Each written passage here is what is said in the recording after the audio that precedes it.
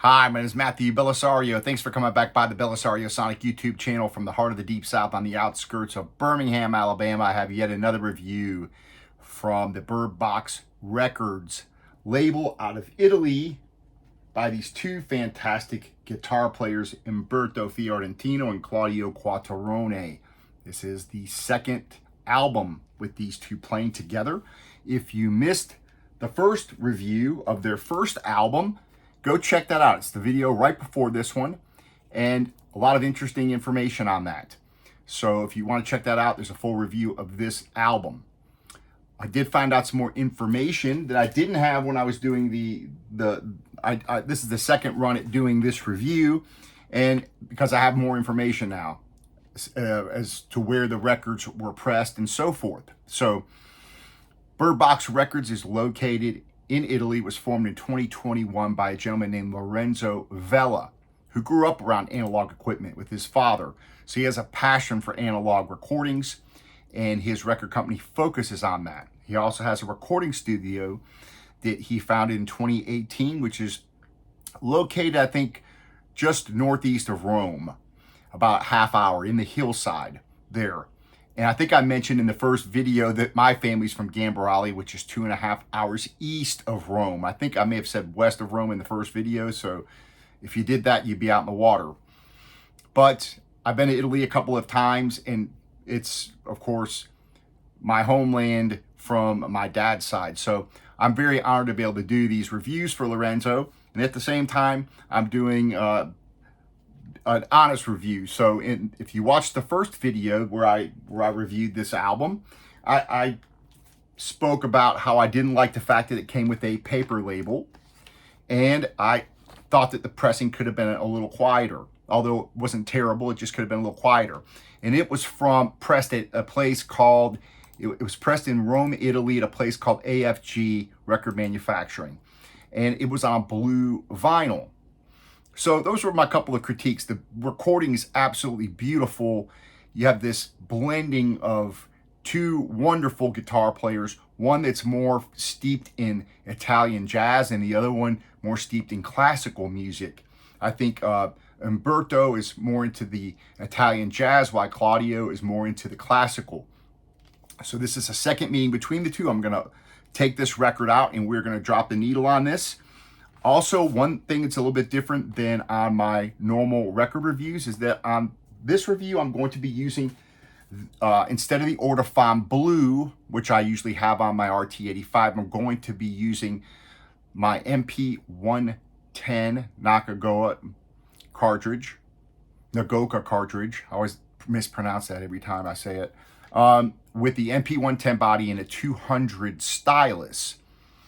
And the reason for that is I played that first record with both of the styluses, and I just thought that the sound sounded better with this particular type of recording with that Nagoka MP110 body and the 200 stylus. So I'm sticking with that with this review.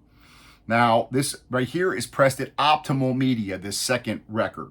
And as you can see, this is in an anti-static sleeve, so hooray.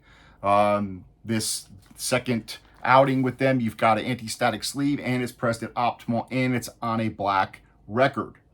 Now, the first album was a 45 RPM record, whereas this one is a 33 RPM record, so a little bit of a difference there.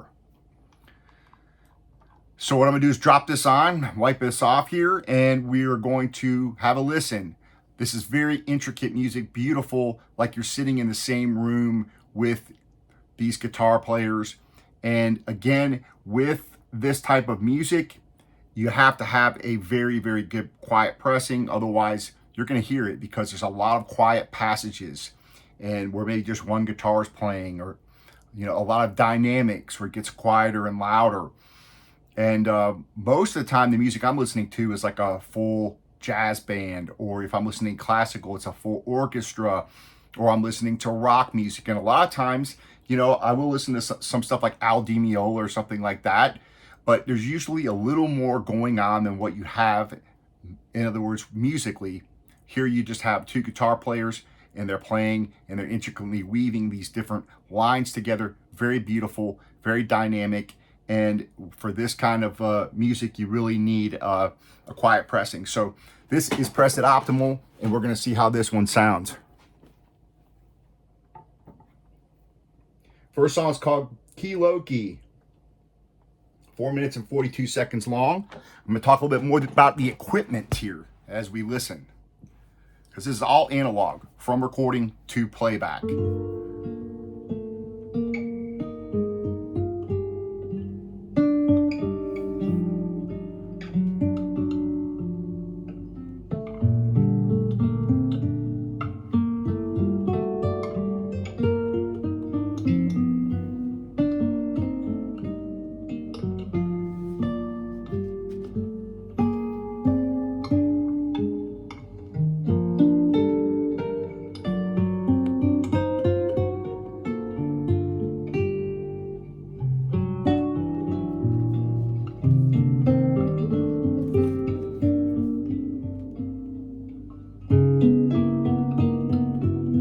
Very beautiful, and I can already tell that the pressing is very quiet. It sounds very, very nice.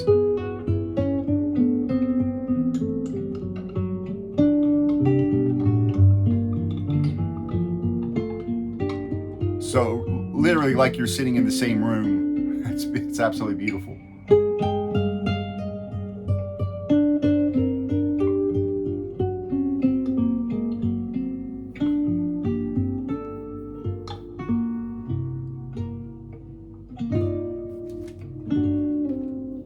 I'm going to put a link below to the website so you can go check out all their videos and everything.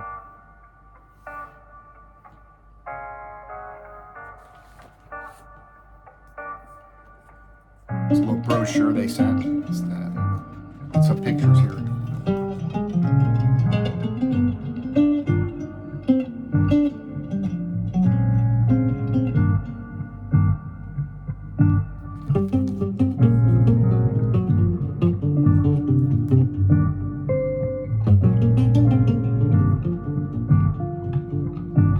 Absolutely astounding, just beautiful.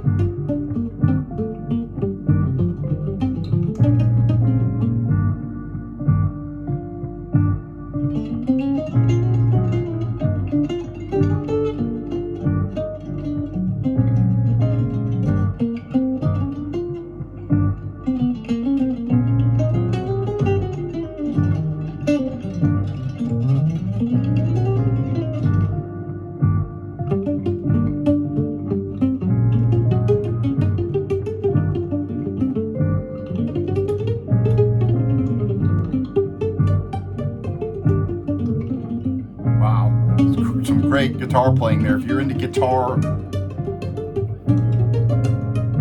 you're definitely going to be impressed by this.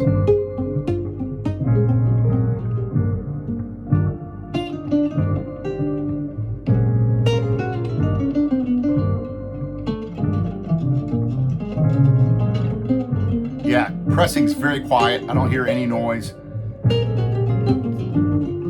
Very warm, deep sounding. Nice resonance. Hear the guitars. And each speaker, it just sounds wonderful.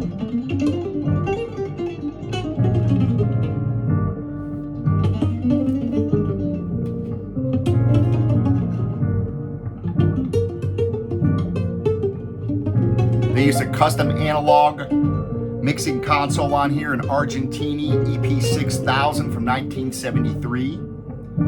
They use an Ampex ATR 102 2-track half-inch tape recorder.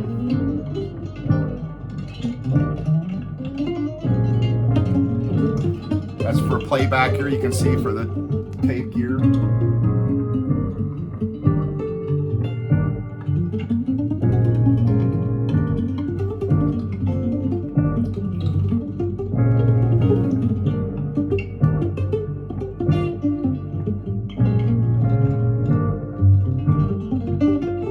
Wonderful.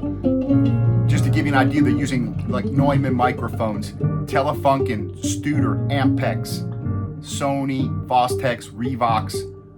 So all vintage analog equipment from recording to pressing. They also do analog tape, and they of course will release on CD and digital, but Lorenzo's passion is for analog, and so the vinyl pressings and the tape pressings that he has that they make for tape distribution, I think those are seem to be what he likes to do. And so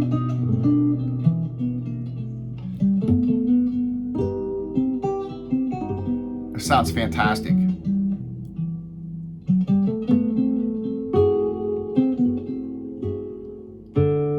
Now these two albums are, I think, a bit unique in going to the website and taking a look, because there's a lot of more traditional jazz sounding releases that they have, and I think there's one coming out in the next month or so too, that's going to be kind of more in the traditional jazz vein. So I think that there's going to be a lot of people that will be interested in that for sure.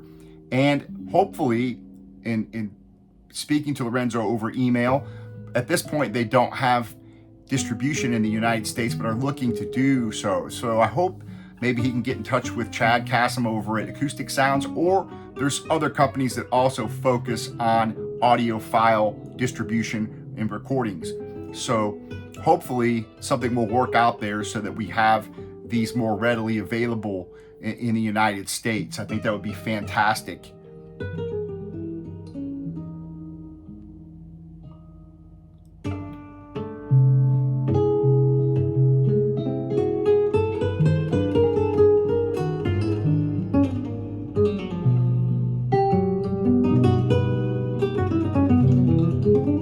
It's an absolute treat to sit here and listen to this. It really is.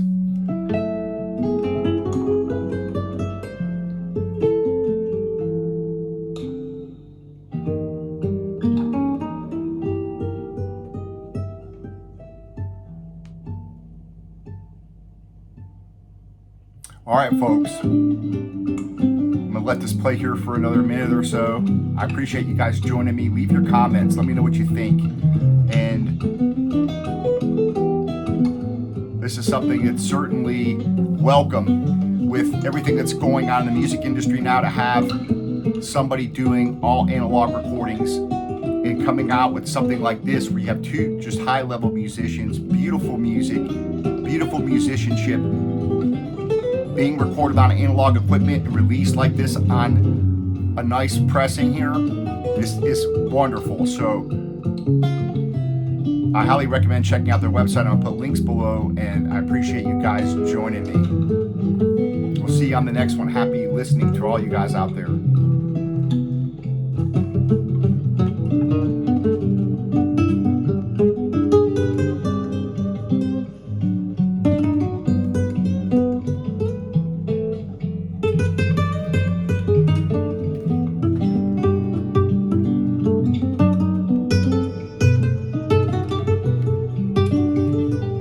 Definitely a home run on this one.